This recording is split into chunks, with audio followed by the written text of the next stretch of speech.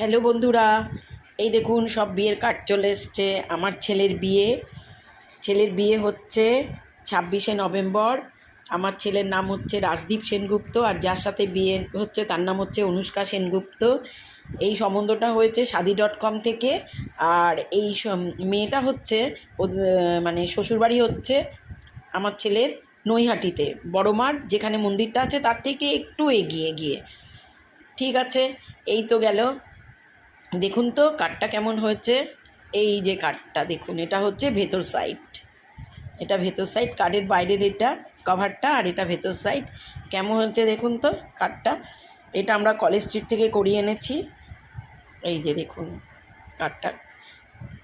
9ই অগ্রহায়ণ আর 26শে নভেম্বরে বিয়ে, আর 11ই অগ্রহায়ণ 28শে নভেম্বরে হচ্ছে বৌভাত।